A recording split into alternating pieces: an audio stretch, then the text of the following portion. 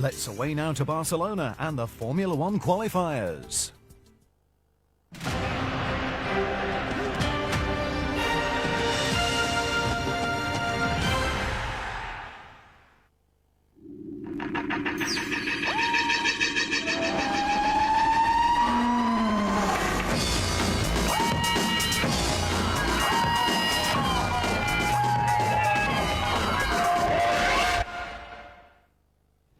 During the flight, the co-pilot informed us that we had an engine problem and would have to make an emergency landing at Lyon. We had about 10 minutes and had enough time to prepare ourselves in the brace position.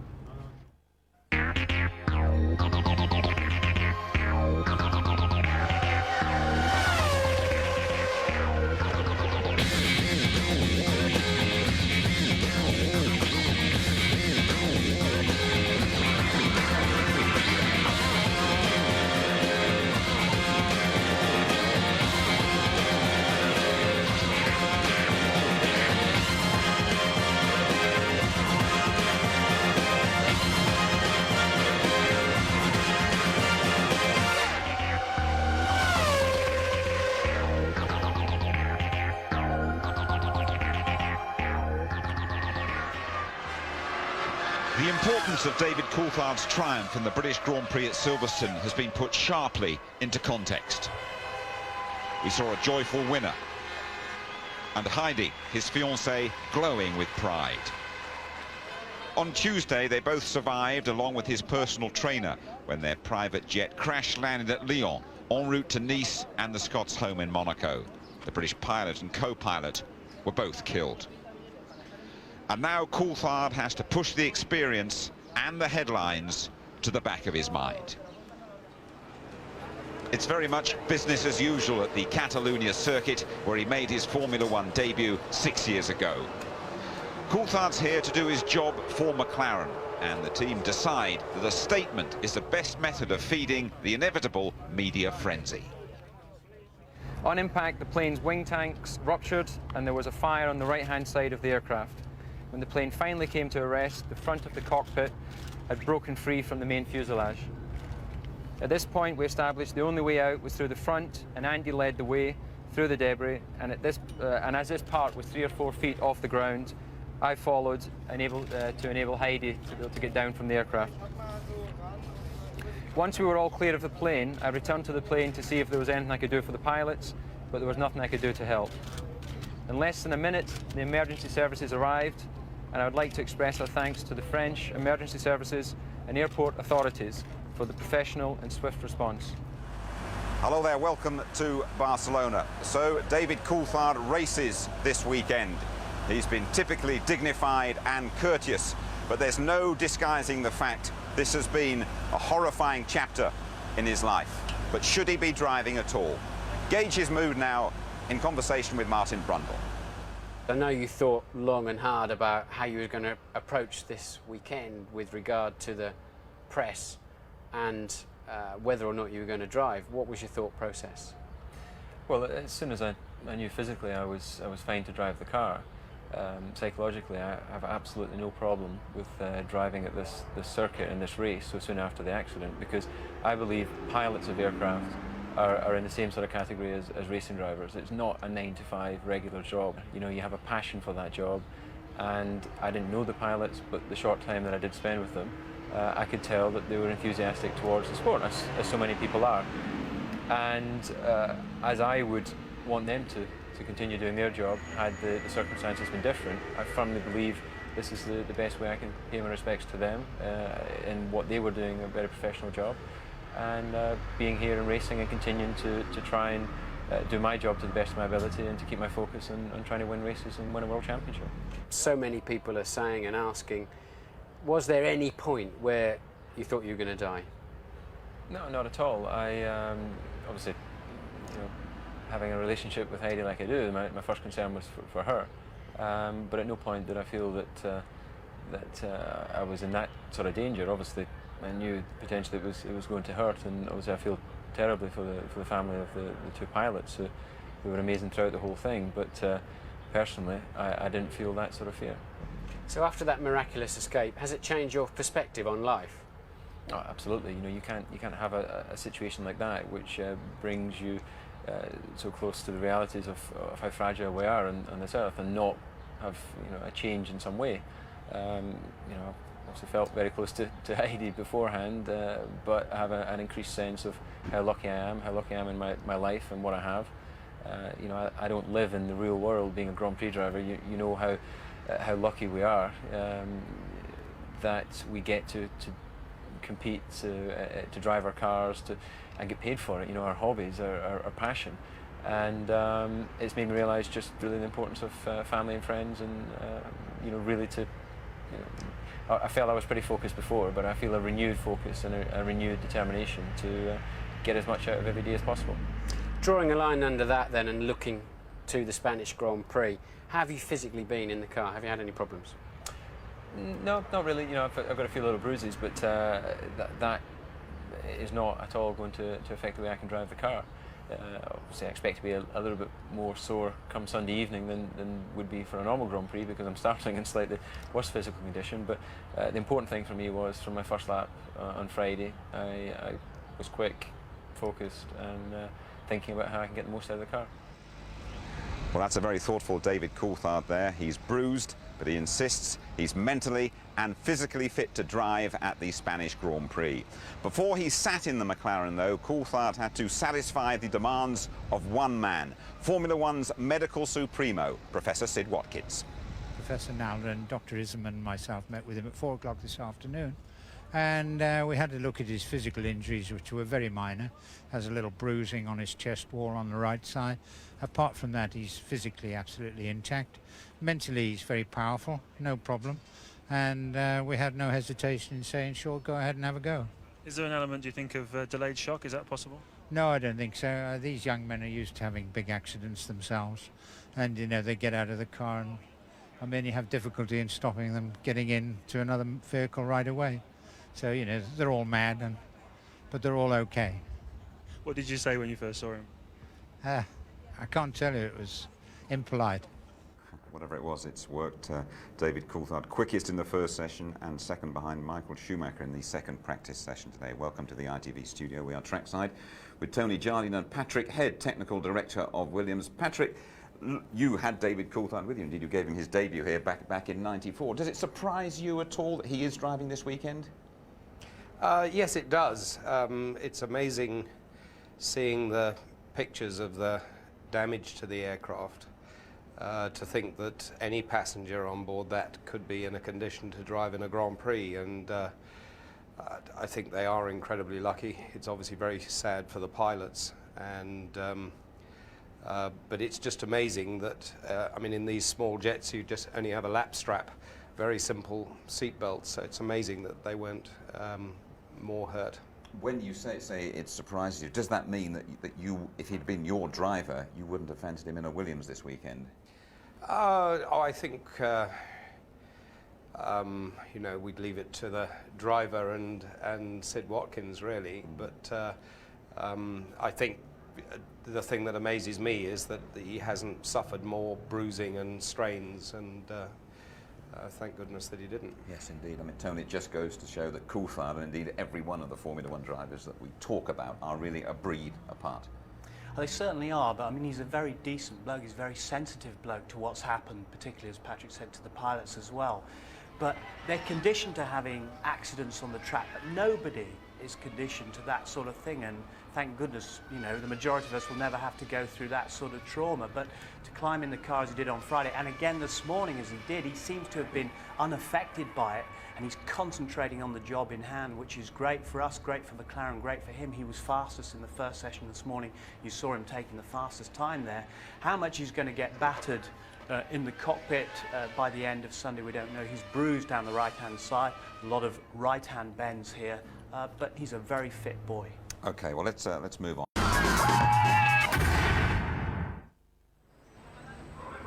And this is us in Barcelona. Our little studio there.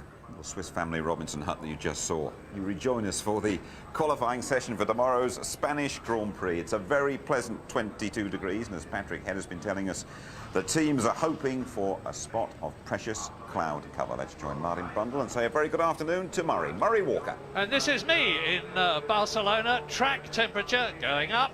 24 degrees it is now. And let's be absolutely clear about one thing at Barcelona. Qualifying as far forward as possible truly matters here. A lot of circuits are difficult to pass on. This one is extremely difficult. Mika Häkkinen, pole position last year. Mika Häkkinen won the race last year and the year before, and David Coulthard was second to him both of those years. Michael Schumacher, though, in the Ferrari seems to be on top of things so far this year, because this morning he went round in the new 2000 Ferrari exactly to the nearest 1,000th of a second, 1 second faster than Mika Häkkinen's pole position last year. And his teammate Rubens Barrichello was third fastest, and they sandwiched David Coulthard, who really is looking, notwithstanding the terrible problems he's had in the last few days, in very good form.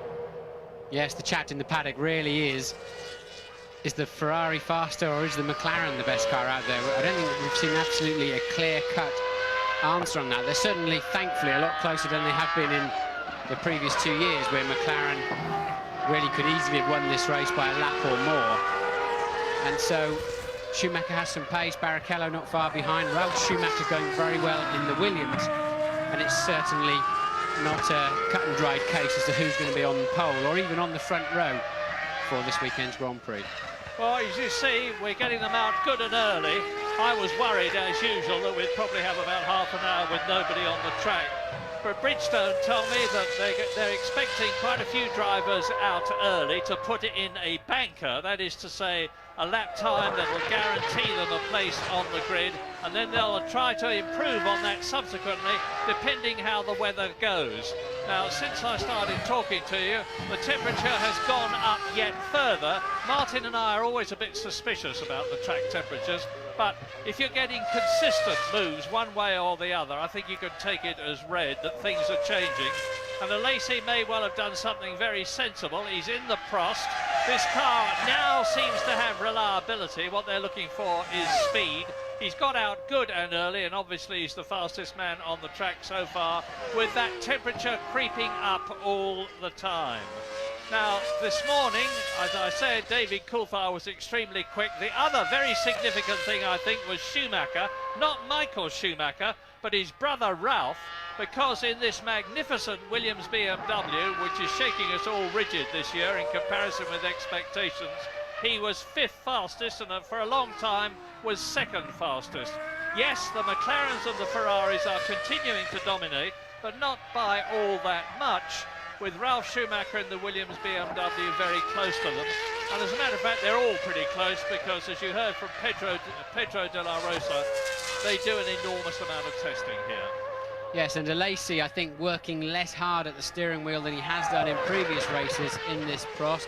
Doesn't have to correct the car so much on the way into the corner, but still, the car, look, he's still having to fight the car to get the power down. And once again, had to steer away from the corner there as he turned in. Had the steering wheels pointed in the wrong direction there momentarily. So he still hasn't got this car absolutely perfectly sorted out. And there's no circuit in the world where that shows up more than Barcelona. One fast, long corner leading into yet another fast, long corner. You cannot overdrive a car, Anna. You cannot pick it up and carry it too much. It's got to be with you. It's too high a speed, then there's no space to get away with it. That's 7/10 slower than Alesi was this morning. You can see he's already backed off. They will all be running 4 runs of 3 laps. An out as ever, 1 flying and an in. Well, this is the circuit. We had some rain at Silverstone a couple of weeks ago, but my goodness, when it rains here, it really, really rains. We were expecting it to be wet today. It hasn't been. You're looking at Rubens Barrichello, who led so well at Silverstone, 3rd fastest this morning. But one of the wettest races I have ever seen was here a few years ago, which was magnificently dominated by Michael Schumacher. in the Ferrari in 1998. Appalling weather conditions, and he absolutely cruised home. So 1 out so far. You're looking at John Alesi in the Prost coming in. Here's a replay. Yes, that's what I was telling you about, where Alesi turns in the corner look and immediately has to turn back out again as the back end tries to step out, even with a simple downshift going in there. So still the aerodynamic centre of pressure moving around underneath that car as Alesi takes to the pit lane. They practice the pit in here very heavily. It's quite a long run before they get to the speed line, which is now. You can see the black skid marks after that, where they've all been practicing, and down to 60 kilometres an hour just in qualifying, 80 kilometres, 50 miles an hour during the race. It's a long pit lane at 60 k's an hour. And that looks like one of the Jordans going out as Alesi comes in. You just see the flash of yellow along the bottom of your screen. Didn't see which one it was. We'll soon identify it for you. And it's Heinz-Harald Frentzen, sat next to him at dinner last night. Very nice chap. He was very cool, calm and collected as ever. Left fairly early to get a decent night's rest. And the Jordans now seem to have overcome the gearbox problem which has plagued them through this season. Frentzen was 7th fastest this morning, just about a second off the pace. I didn't get a chance to find out why he broke down this morning and missed the end of the session, Murray. Did you get any information on that? No, I'm sorry, Martin. I didn't. It he just stopped. I watched him while it happened. He just stopped and rolled off the circuit. I don't know whether he was low on fuel, but it didn't look like anything very serious to me. Heinz-Harald Frentzen then from Germany, one of the four German drivers in this race. Nick Heidfeld, Heinz-Harald Frentzen and the Schumacher brothers, of course, in respectively Jordan, Ferrari and the Prost cars and the Williams. Yes, when I was driving in Formula One many years, there were no German drivers at all. And of course, at the moment, they've been very much at the sharp end and dominating on occasions. When I first came into Formula One, there were 13 Italian drivers in Formula One, and now there's just 2. It really is pretty much driven by where the money is coming from with regard to how many particular nationals are in Formula One at any time, but it does swap around quite quickly. Well, while the Jordan is out on the track, it's worth registering that the Arrows team, that's David Coulthard, the Arrows team going extremely well here after all the work that they did on the new car for this year in 1999. Pedro de la Rosa, that you saw talking to Martin about the circuit, was an excellent 8th fastest this morning in the top 10, and Jos Verstappen, his teammate, was only just out of it, 11th fastest. Now, Frentzen is on his quick lap. Yes, it was an electrical problem this morning, apparently, as to why Frentzen stopped out on the racetrack. So you were right, Murray, it wasn't anything too serious, but it would have been very serious had it been Grand Prix day. So already Frentzen way ahead of Jean Alesi's one and only flying lap earlier on in the session. And coming now into what must be 7 and 8. Always riding the curve there, trying to get the power on. Now you're blind over the crest. He launches this Jordan in. I noticed it earlier in the lap too when you were talking, Murray. A big problem at Camps he just came out of. If they run wide there, they kick dust up onto the track. It's the same in turn 13, the last corner. And I believe that's why a lot of the drivers will want to get an early banker run in, as you put it, Murray, because you can't. It's a long track. It's not going to rubber in much more now with just 12 laps apiece to go at. So they need to make sure somebody doesn't run wide and drag a lot of dirt back onto the racetrack. Just on the exit of this corner is always a place that's done. So he goes fastest, a second faster than Jean Alesi, but the significant thing is that he's just 0.3 of a second slower than he went this morning. And I'm sorry to keep harping on this temperature thing, but the fact is that it is still going up, as a result of which you see David Coulthard getting in the car, you've seen Michael Schumacher putting on his helmet. It looks to me, with the sky overhead very clear and very blue, as you watch Marc Genet in the excellent Ford-powered Spanish Minardi, it looks to me as though we'll be going to see quite a few drivers out on the track before it gets even hotter. That's the never-ending turn 3 we showed you, and the car's sort of almost doing a wall of death around the outside by the time they've understeered enough through the middle of the corner, and you're just hanging on, just hoping you've got just enough grip to hang on, and it's a relief to be straightening up on that white line. Now he's down into 5. It all looks very calm, so I'm assuming that Genet is on an in-lap. Well, here's an excellent bit of news. I hope it keeps this way. Johnny Herbert, who was only 13th fastest this morning in the Jaguar, admittedly early days, only 10 minutes gone. He's on a very, very quick lap, which is going to take him, I believe, into provisional pole position, but with some 50 minutes still to go. And there is Johnny Herbert in the very distinctive Jaguar. I was talking to Neil Reslow, who's now taken over control of the team, and he was telling me that they think they've got the reliability problems bugged, and they're going to look now for speed. They've got it here at the moment. Johnny Herbert, second fastest to Frentzen. Yes, but that's a disappointing time at 23.2. That's going to be well over a second and a half off of the ultimate pole position. The Jaguar, in my view, is the most beautiful car on the racetrack in Formula One, but it certainly, sadly, is not the fastest at the moment. Frentzen fastest with 49 minutes still to go. Johnny Herbert second. Ricardo Zonta in the BAR is third fastest, but very disappointing this morning, only 21st. Jean Alesi, that you've already seen, fourth. Marc Genet, fifth quickest. So 5 out from the 22 who hopes to start this race. A lot still to come onto the track. And let me remind you all again that in order to qualify for tomorrow's Spanish Grand Prix, you've got to be within 107%. Johnny Herbert's got a loose wing end plate. Look, you can see it flapping about. It tucks itself underneath the wing. Something's broken off. And now Jacques Villeneuve in the BAR is on a quick lap. I think it's the camera mount, isn't it, that's come off. I think Johnny's probably rumbled across the curve and lost the camera mount. It's hanging on by a cable, and he will be in the pit lane this time. Hopefully it'll stay with him until he gets all the way, and that's unusual to see, in fact, but I'm pretty sure that's the nose camera that we've shown you recently. Well, it's still Heinz-Harald Frentzen, the quickest in the Jordan, but as Martin has said, there's a long way to go and a long time to go. Check on the track temperature, 28 degrees. It is still going up. And Johnny is wheeled backwards into the garage. Let's have a look at that wing. Yeah, you're absolutely right, Martin. Well spotted. That's it. It is the camera mount, which has broken free as he went over the rumble strip, just hanging on by the cable. And here is Jacques Villeneuve in the BAR. Faster than he'd been in the first sector, fastest of all in the second sector, 0.2 of a second inside Heinz-Harald Frentzen's time.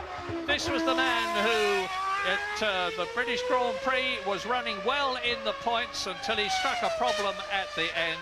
And this BAR with the new Honda engine is a very, very different motor car to last year's in its debut year. And Villeneuve moves up into provisional pole position, 22.3. That is 1/10 of a second faster than Frentzen, but 1/10 of a second is enough. A lot of speculation in the press and certainly some activity behind the scenes in Formula One with Villeneuve and his future driving contract. Some people have views that he's already moved.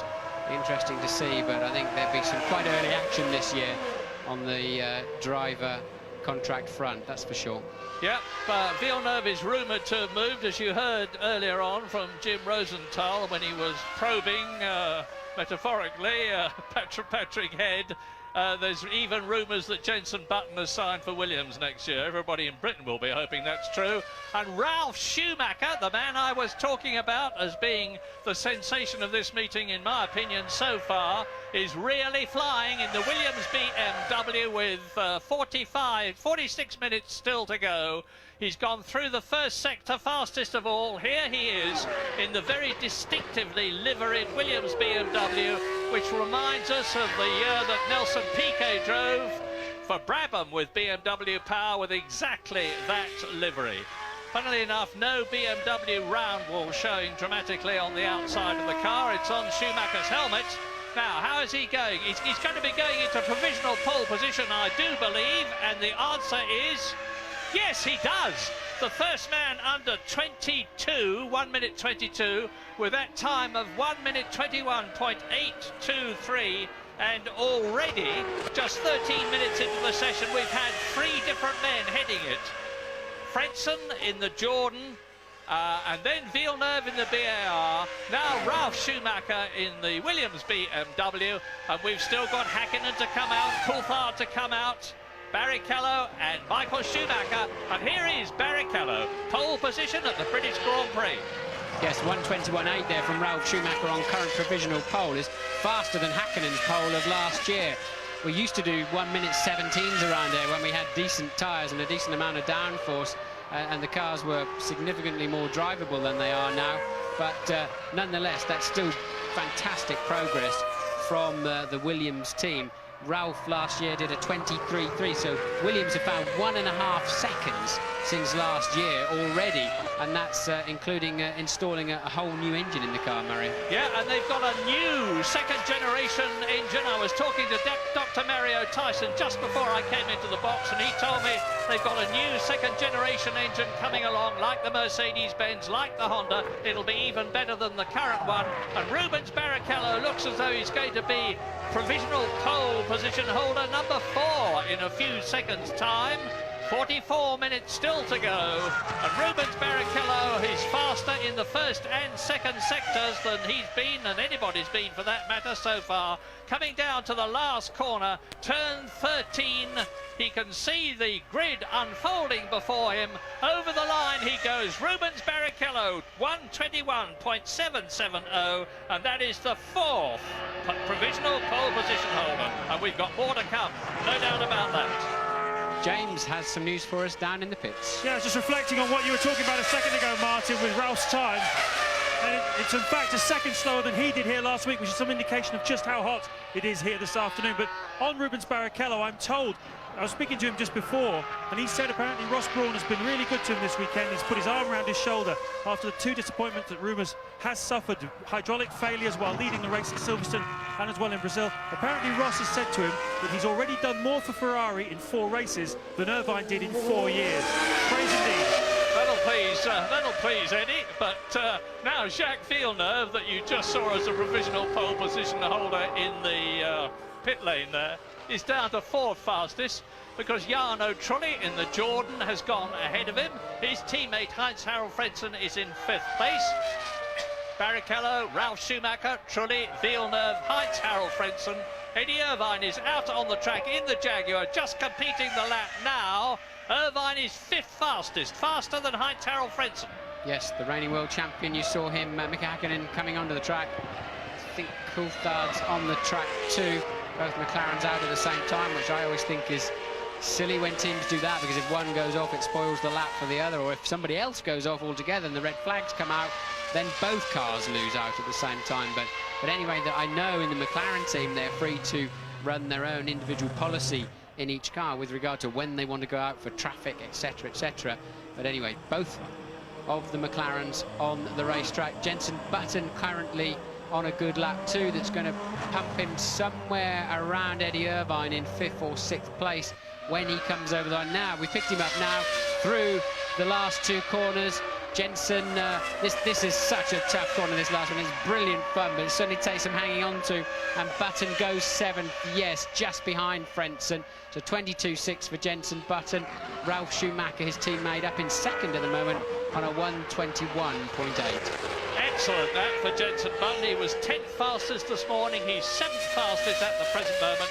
0.8 of a second off Rubens Barrichello's fastest time so far.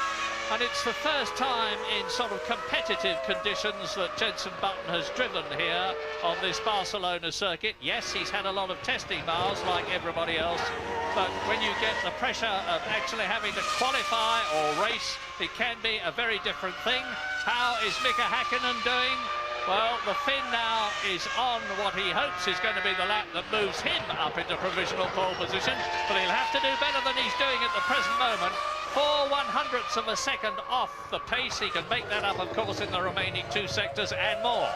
Now, there's a few people around the paddock, just a few, keeping a close eye on Mika Hakkinen, because he was reasonably lacklustre during the Grand Prix at Silverstone, and has reminded us very much of Spa last year, where Coulthard got away and Mika almost seemed to give up on it. And he's not really been at the sharp end of the pace all through free practice and this morning, Mika. Now, we all know he is of all of the drivers on the track, and I include Michael Schumacher, Mika Häkkinen is the one that can hook up the hot lap. But it's curious, he seems just a little bit downbeat. But this lap is going to bury him, I think, a 21.5, 21.6 if he can just storm this last corner. And is going to put him, I'm sure he's going to be on the front row of the grid with this. Let's have a look. Has Mika Häkkinen done it? Yes, he has. 21.3. So a good end to the lap for Mika Häkkinen. And that's answered one of the early doubts anyway, hasn't it? Yeah, but David Coulthard is right behind him, and David Coulthard was faster still in the first sector. Yes, I think Coulthard coming into the pits. Yeah, he's aborted the lap. Yes. Why would he have done that, Mark? He was fastest of all in the first sector. I was just about to say, but he's not had a very good middle sector, Murray, because the time flashed up, and I think he knew that. Either he's got a little drama or he caught some traffic or something. So I think Coulthard knew the lap was no good, so aborted to save the tyres. And no time yet for David Coulthard. Well, one thing we haven't said so far, is that the man who is going against the grain, literally, in terms of tyre choice, is Michael Schumacher. Bridgestone, as usual, have brought two dry weather compound tyres here, the medium compound and the soft. Virtually everyone has opted for the soft, except, notably, Michael Schumacher, who's on the medium and harder compound, as are the two Arrows drivers, Pedro de la Rosa and Jos Verstappen. And Michael Schumacher has yet to come, well, he's done one lap, actually. He hasn't done a full timed lap yet. We're riding with Pedro de la Rosa, who is 9th quickest at the moment in the Arrows, and he was 8th quickest this morning. This car dramatically different from the one they had last year. It's got the Supertech engine as opposed to Arrow's own engine in 1999. The engine is a lot better, the car is a lot better.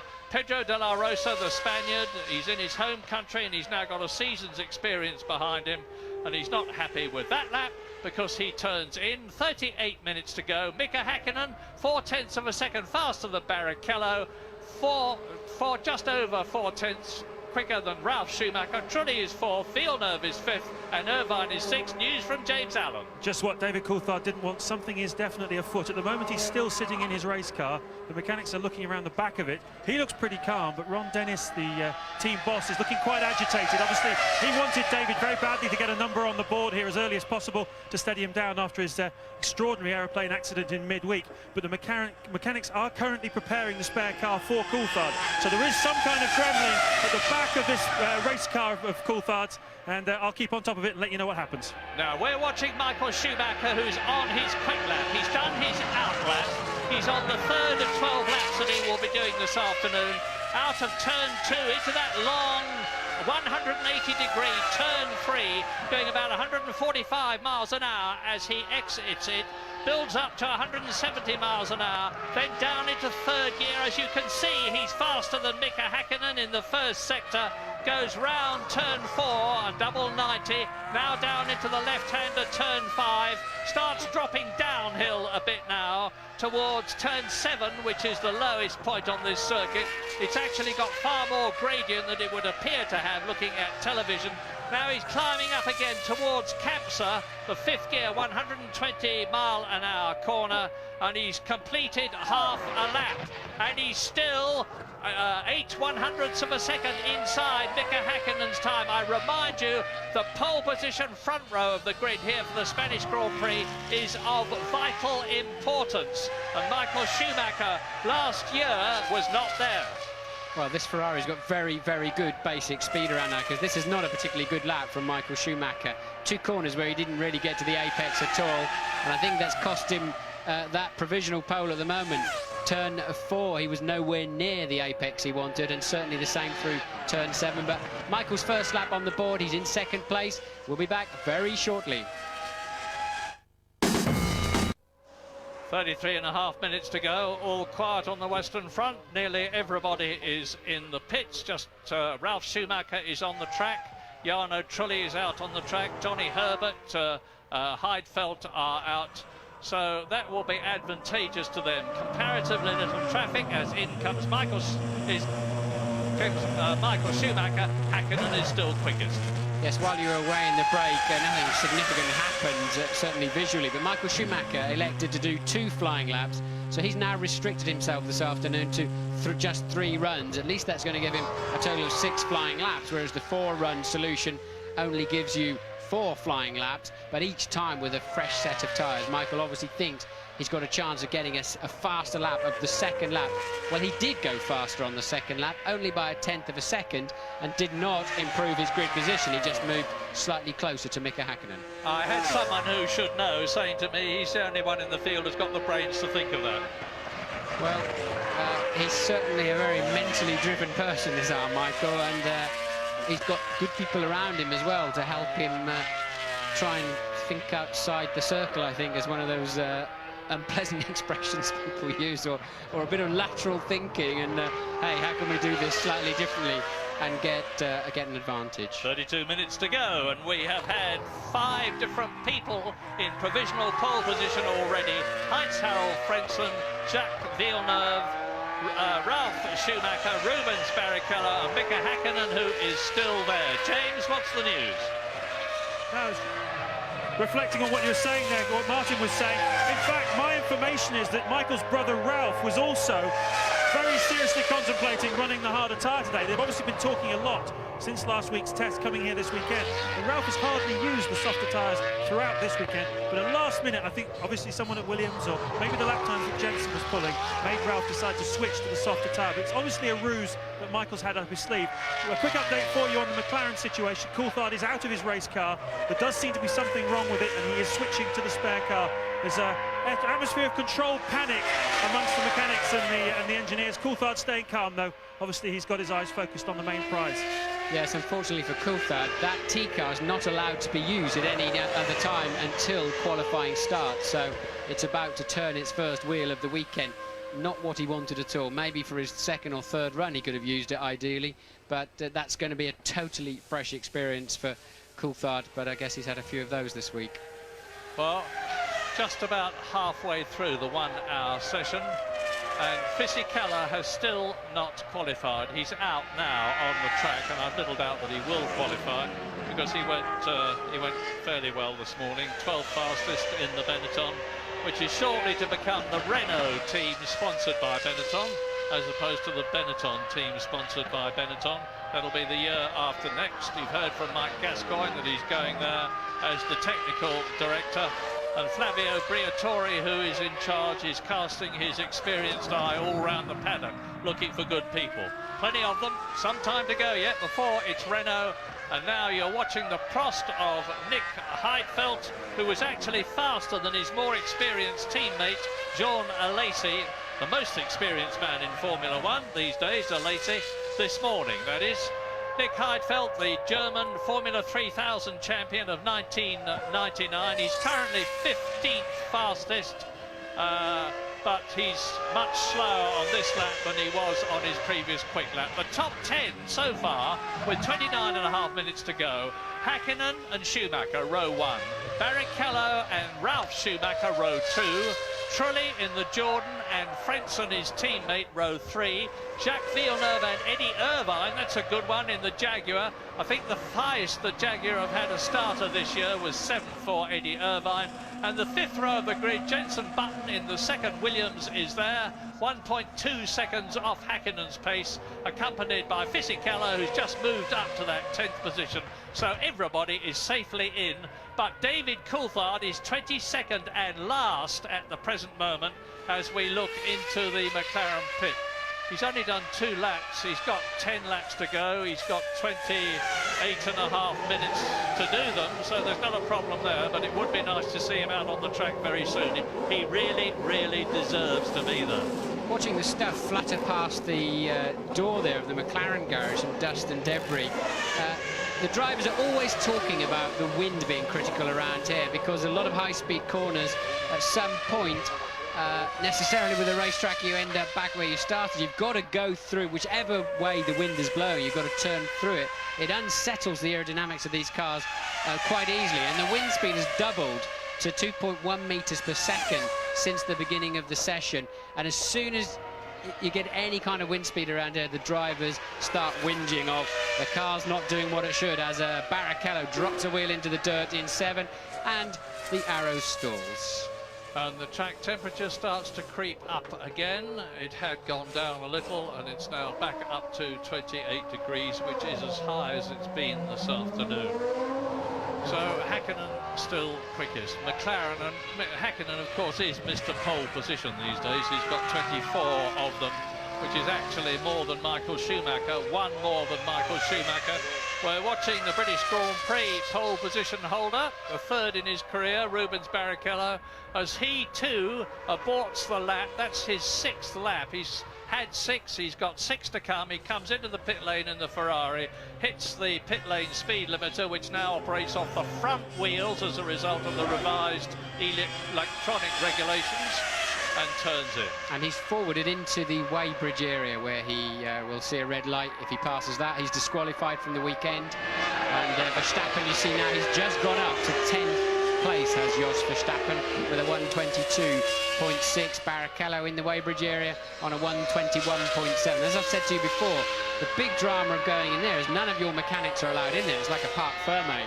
And you lose vital information on your tyre pressures, how the pressures are around the track, and they're still done in the old-fashioned way on a Formula 1 car, despite the technology of a pressure gauge. The tyres are filled with nitrogen and not normal air, as Verstappen drops a wheel in the dirt. That's what I was talking to you about earlier on, dragging dirt onto the racetrack.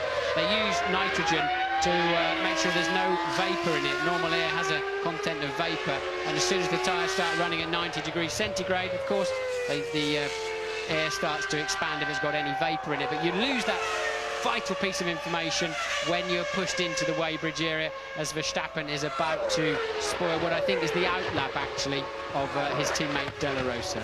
Well, there's 5 different constructors have got cars in the top 9 at the present moment, covered by 1.2 seconds.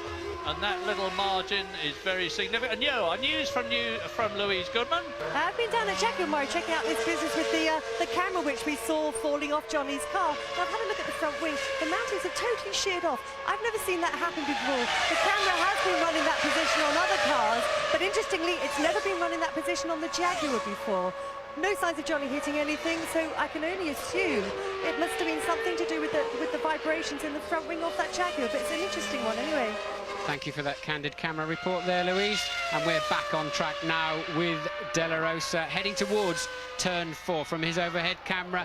And you get in very early into 4, then the car just starts walking its way towards the outside. You're having to correct the slide a little bit, and there's the line to tell you that's far enough, thank you. In the rain, we've all been through that gravel track so many times, because you just can't stop into what looks like a very silly and easy little corner, into the little hill there of 7, bring it in early. Now get on the power, because you can cheat and go across the curb and a little bit of grass.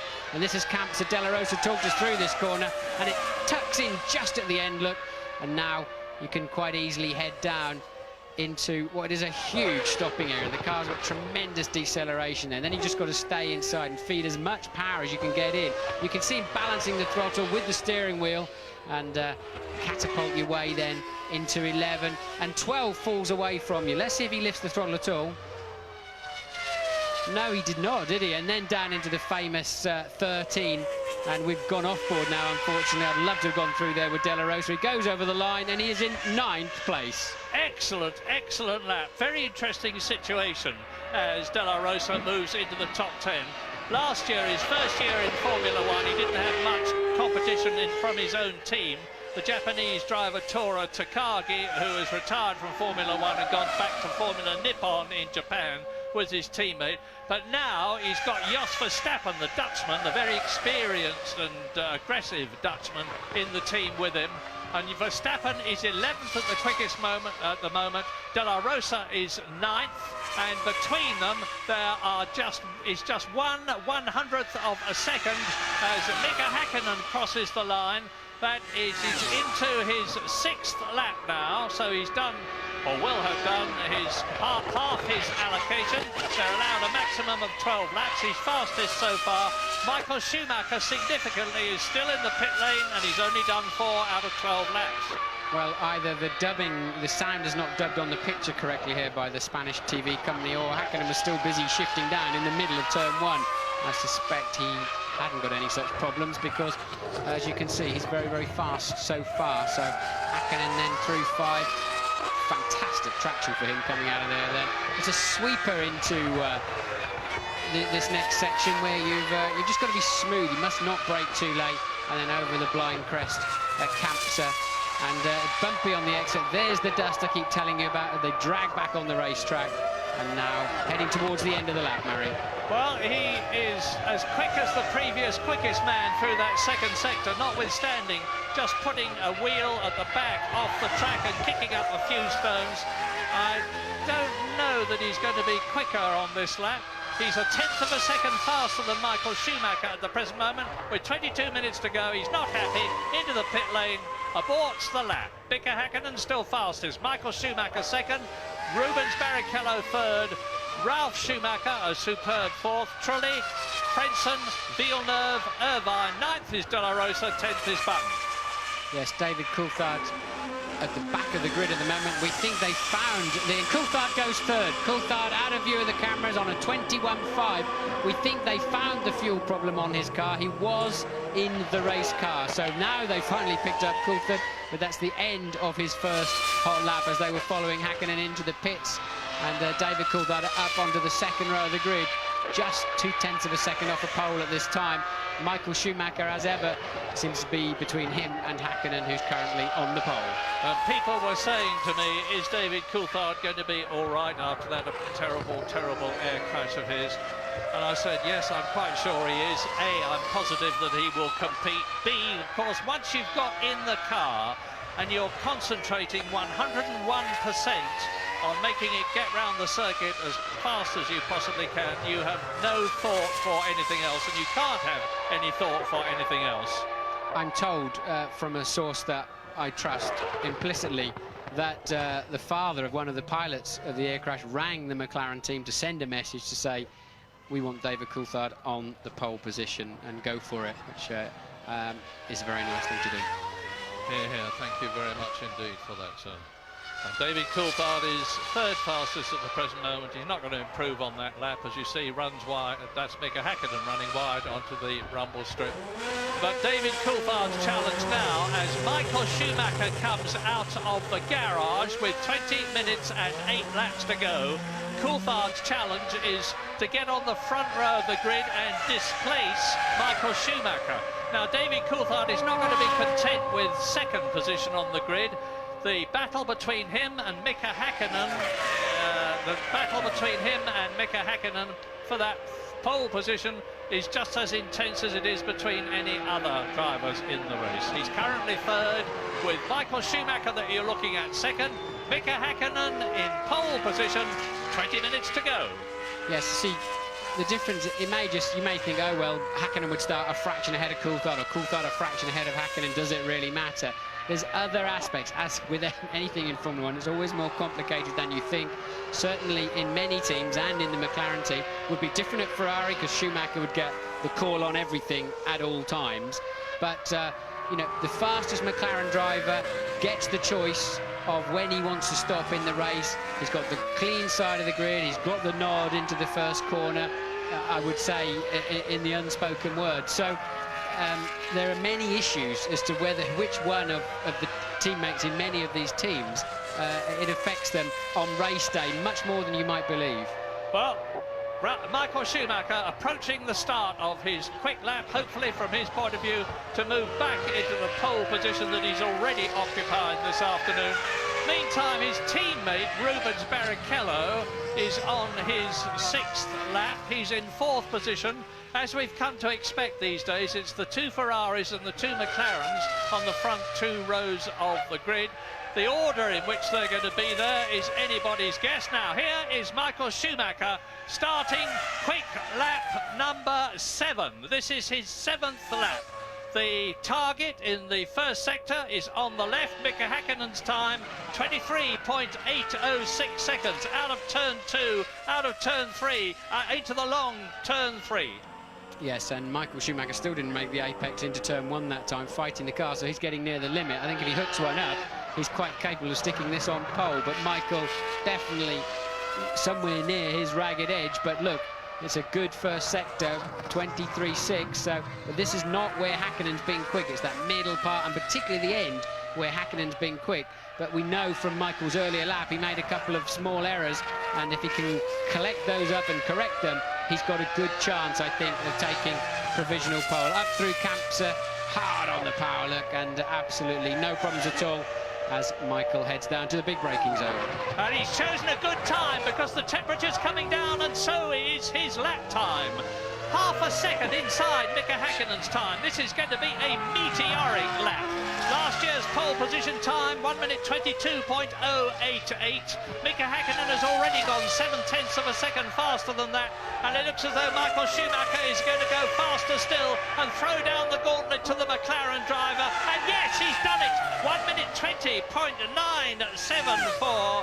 Michael Schumacher goes back into pole position, and he has got 5 laps to go as Mika Häkkönen placidly and impassively looks at the monitor with the times in front of him and thinks, I've got to go out there and do better still. And what Häkkönen is looking at are 3 figures, the 3 section times.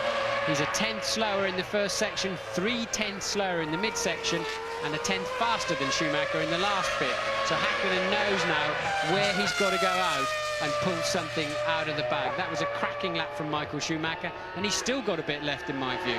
Now look at Rubens Barrichello. He's 3/10 out with 2 sectors completed. This could move him. This might just move him onto the front row of the grid with his Ferrari teammate. And if he does, that will be very, very bad news for McLaren to have the 2 Scarlet Ferraris ahead of him. It looks as though James, what's the news? Quickly. Big fire in the pit lane. Nick Heidfeld's Prost has just come in. There's a big fire. It's out now, but it's right in front of the McLaren, of the Ferrari garage, right where Michael Schumacher pulls his car out when he drives out of the garage. Thank you, James. We're looking at Heidfeld now. We're looking at his car as you see the marshal putting the fire extinguisher powder onto it. So Nick Heidfeld's Prost caught fire, as you heard from James Allen. You didn't hear from me as you watch Heidfeld walking away. The Rubens Barrichello is now in 3rd position ahead of David Coulthard. So it is Ferrari, McLaren. Here's a playback of Heidfeld stopping at the pit lane. And woof! A great burst of flame. I think it's probably just an oil fire, Martin. Yeah, just a bit of oil burning off at the back there. There's obviously be a union loose or something like that, some kind of connector. But no big drama there, really. More of a drama for Ferrari. They've now got to find a way of getting Michael Schumacher's car in the garage and Barrichello's car in, but they'll soon fix that. A little drama, but there's another toy they made earlier for him back in the garage. We're going to take a break. Just under 13 minutes to go of the 60-minute qualifying session for tomorrow's Spanish Grand Prix. Michael Schumacher is still fastest, 4/10 of a second faster than Mika Häkkönen. But you remember that cloud cover that Patrick Head was talking to Jim Rosenthal about in the studio before qualifying began? Well, it appears to be appearing, if you follow me, because the track temperature has fallen from 28 degrees to 23 degrees. Good news. Well, that onboard lap you were watching at De La Rosa's was a fine one. It's moved him up into 7th place in the Arrows. So De La Rosa, using his local knowledge and a bit of extra Spanish adrenaline, has got the Arrows up into the top 10.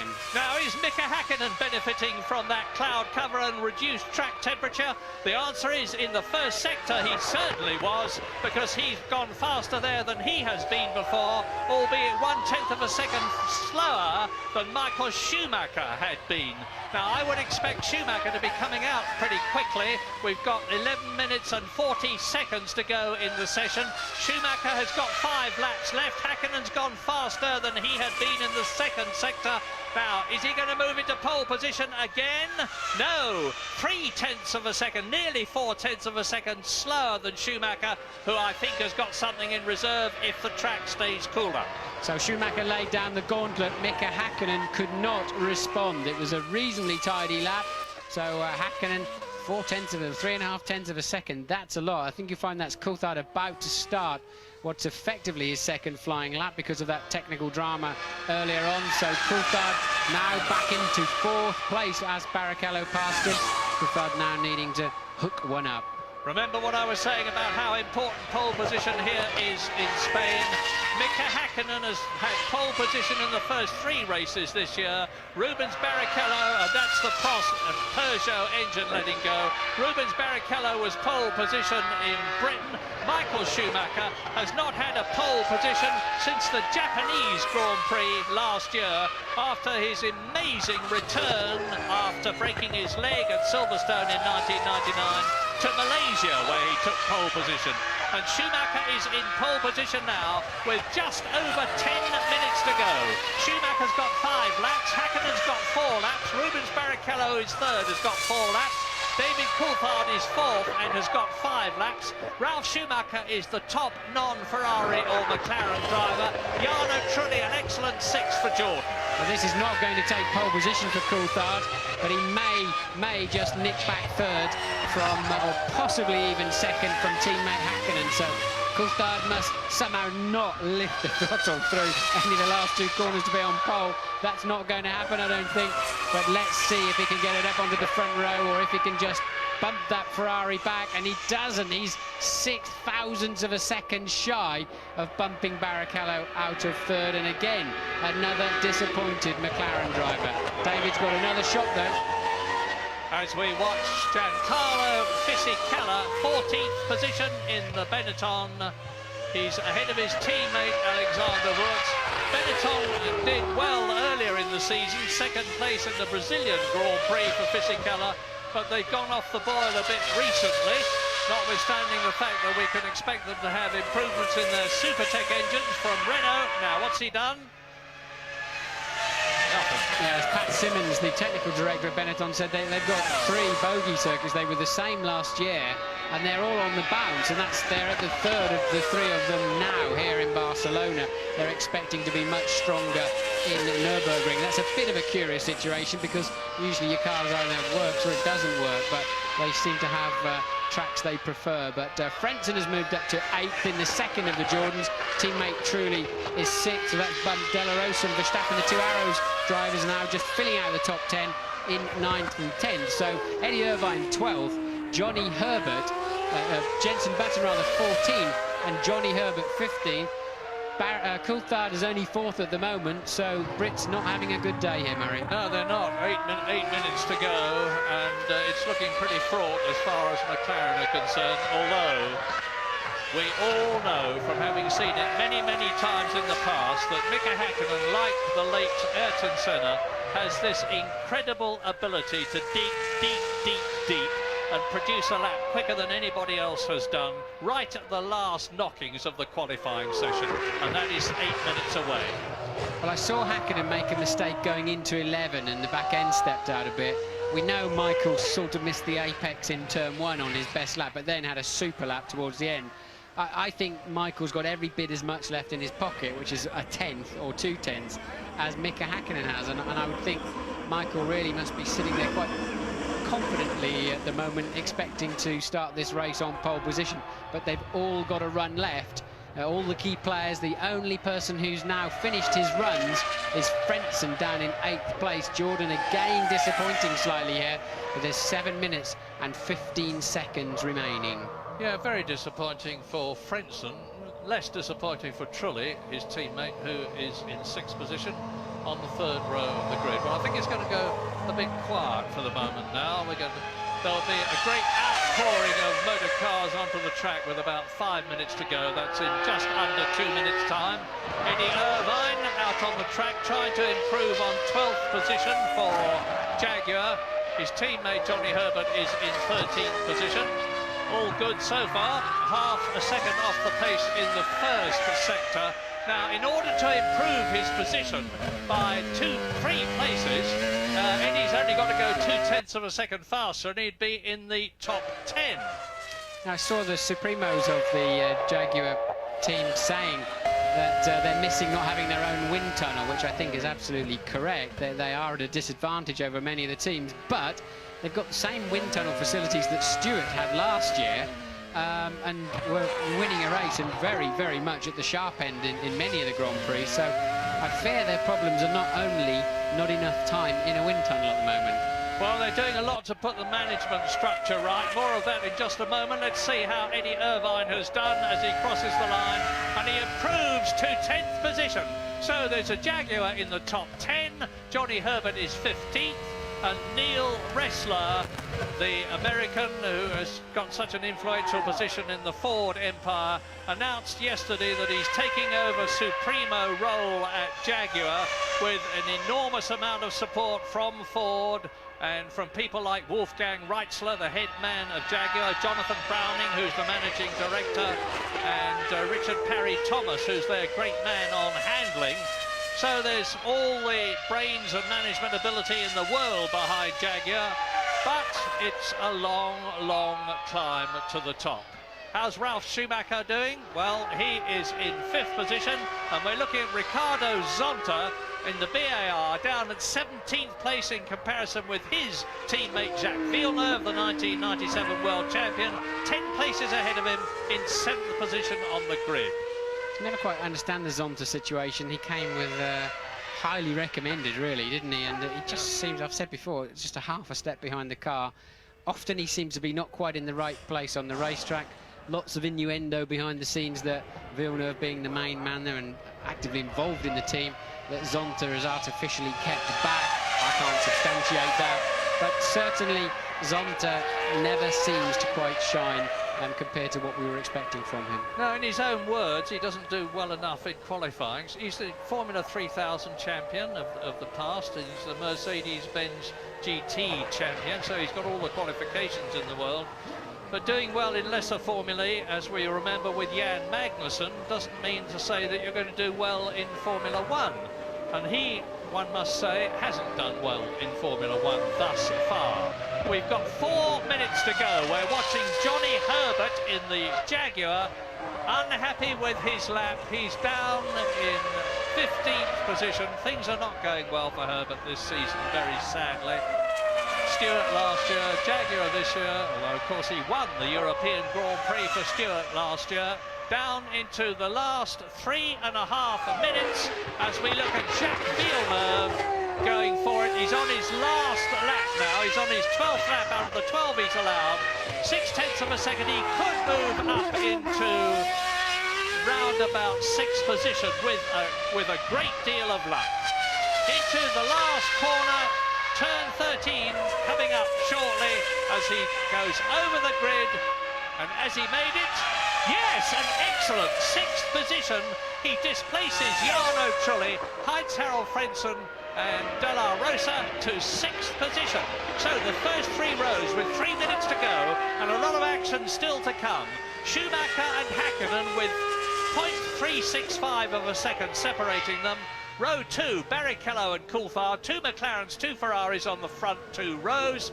Ralf Schumacher is 5th, Villeneuve is 6th, James Allen Hughes. Here we go, guys, it's the final push. Both the 2 McLarens are about to come out at the same time. They're a little bit off colour today, they know that. They've been fine-tuning the cars. Adrian Newey has been working very, very hard.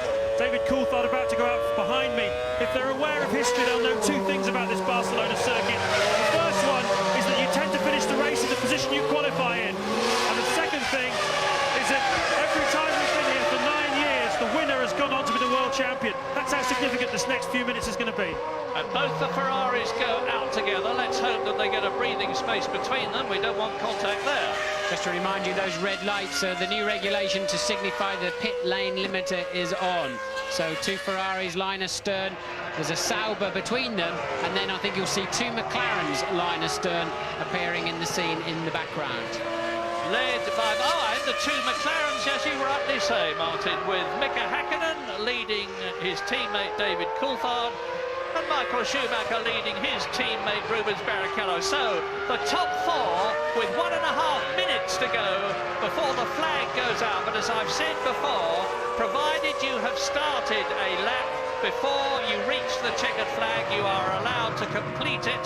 So we could well see pole position being established 61 minutes or so after the start of the session, notwithstanding the fact that it's a 60-minute session.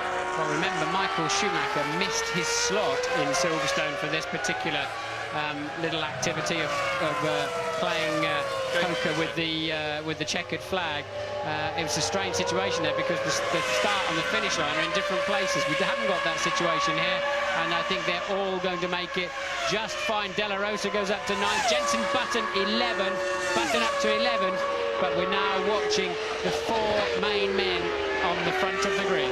And Jenson Button is not going to improve on that 11th position because he's done his 12 laps. It's the 4 men at the front that we're concerned with as the Jenson on his rundown lap passes the arrows. Yes, Jenson and De La Rosa are about to find 4 very active cars approaching them at some point on this slow down lap of this. They're on the way, Murray. Here is Schumacher, here is Barrichello.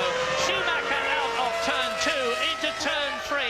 We'll know the answer as he comes through the end of the first sector, compare his time with his own previous fastest time, and it is just 1/10 of a second off. He can recover that. Rubens Barrichello is quicker still. Rubens Barrichello is 1/10 of a second faster than Michael Schumacher was in that sector.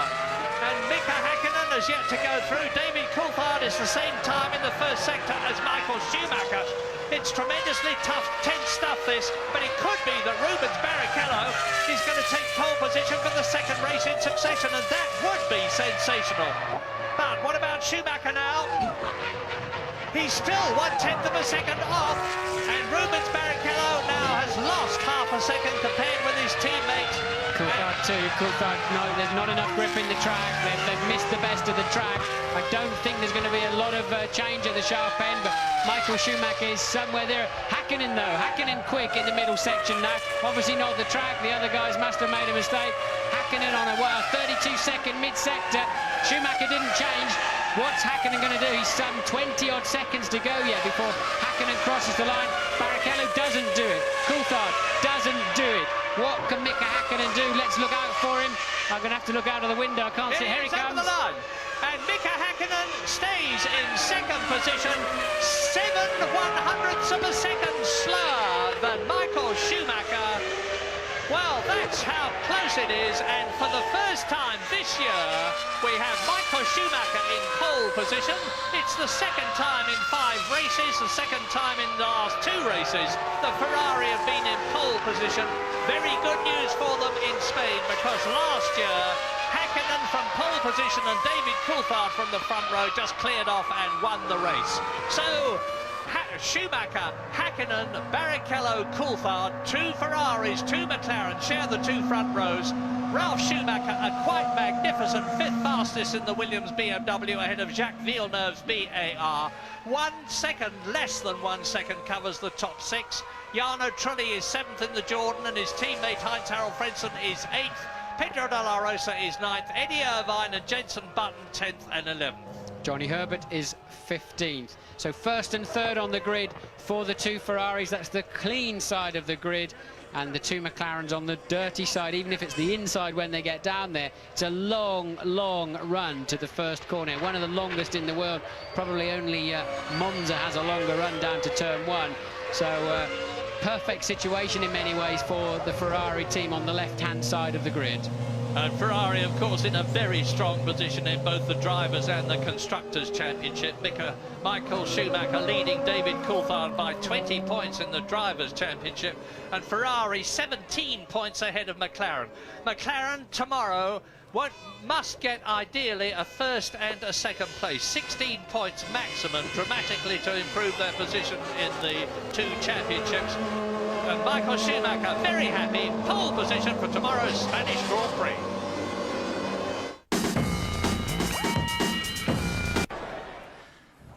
Welcome to the top 3 qualifiers for the 2000 Spanish Grand Prix. Michael Schumacher, Mika Häkkinen and Rubens Barrichello. Michael, that's your first pole of the year on what is traditionally a McLaren track. How satisfying is this moment?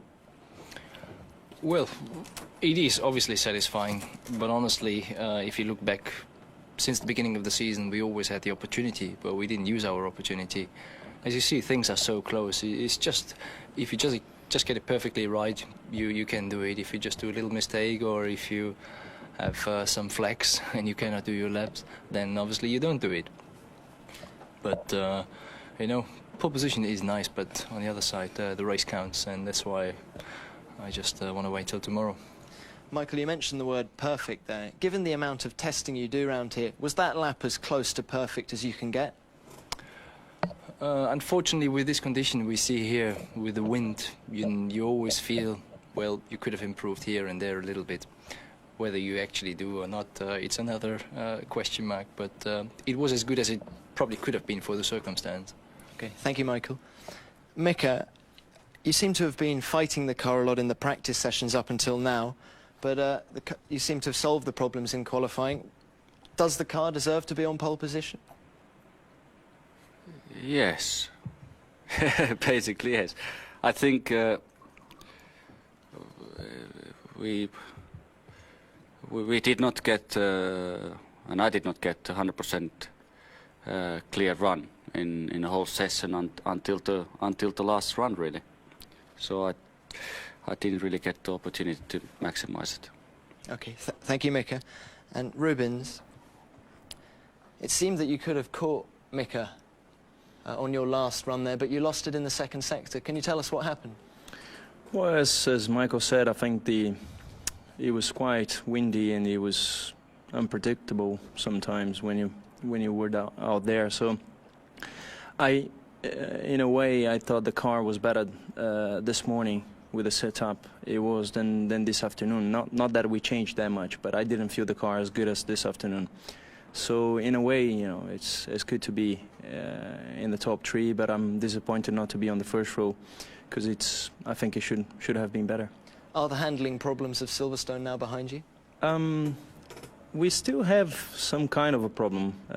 This morning, still my steering wheel was still affected, and it's still funny why it happens. But I think the team is getting on the top of it because they know what we need for the future. Basically, if we do a change, we need to check quite often what's going on. Thank you, Rubens. Michael, for the race tomorrow, how important is the start going to be? Imola and Silverstone, you made some bad getaways. Is it all going to happen in the start tomorrow? Afterwards, you always know more. Generally, if you do a good start and you can lead the race and you can plan your tactics from the leading position, it's always slightly easier than being in the challenging position. But we have proven that we can win even from behind. So it's not the most necessary, but it helps. Thank you, gentlemen. And now can we have a word from each of you in your own languages, please, starting with Michael. Michael Schumacher has put a Ferrari on pole in Spain. The first time that's happened since Niki Lauda 25 years ago. And a real shock, Tony, because Ferrari always tell us if there's one place they hate, it's the Catalonian circuit. Apart from anything else, they don't normally test here with the rest. The first time they came here with the 2000 F1 car was last week. Ominously, for McLaren, the Ferrari was quickest both in the wet, at the end of the week, and also in the dry session. Now this we're seeing is a shift in the balance of power. If they can get it right here at this very technical track, which has seen McLaren dominance over the last couple of years, means Ferrari have done a great job on this car, which we already know. Big test here though. Schumacher going his own way, choosing those different tyres, and well, has he got it right and has everybody else got it wrong? Well, I mean, the race will play that one out, but I mean, he certainly always thinks of the different options, but it's just great to watch him going around here, and especially he'll be feeling every lap, confirming that this is the best Ferrari that he's ever driven, and it's his demeanour as well. The guy has got a spring in his step. He's going around smiling, running up and down the pit lane, talking to everybody. You know, like this is his year, and this is a crucial race. Right, let's see what Ferrari have made of their performance. Let's have a word with Ross Brawn, the Ferrari technical director. Here he is then chatting to James Allen. Ross, second Ferrari pole of the season, the first for Michael, and you felt it was always going to come here. Yeah, we had a very good test, and we were always a bit unsure where McLaren were because the tendency is perhaps to run more fuel than we do sometimes, so we were a bit anxious about that. But today everyone's down on the same fuel level, so we're pretty happy. You're surprised they looked a bit off colour today, the Maccas, didn't they? A little bit, but I mean the last few races, from the start of the season we've been very close. And I think people were saying they had a performance advantage at the beginning. I'm not sure that was the case. Silverstone, if we'd had a clean race, would have been much closer than you saw. So I think it's where we expected. The race winner here every time at Barcelona has gone on to be world champion. That's an tempting prospect. Well, I think we'll try and do that either way. Yeah, we'll see about that. What about those off-colour Maccas, Coulthard in particular? Well, it may be of no consequence whatsoever, but the fact that they had a fuel feed problem with his car and then they eventually fixed it, and you can see here a lot of chat, Ron Dennis looking very concerned there, he's speaking about, it could be something to do with the simplified electronics. They now mean that the engine and the way it runs, it's much simpler almost than a road car in terms of the electronic control of the engine. It would, some engineers say, be easier almost to run carburettors than with the current simplified system, which of course came in at the British Grand Prix. That may have been a consequence, it may not, but they are not on the ball as they were, and I agree with Martin that Hakkinen was definitely a little bit lacklustre.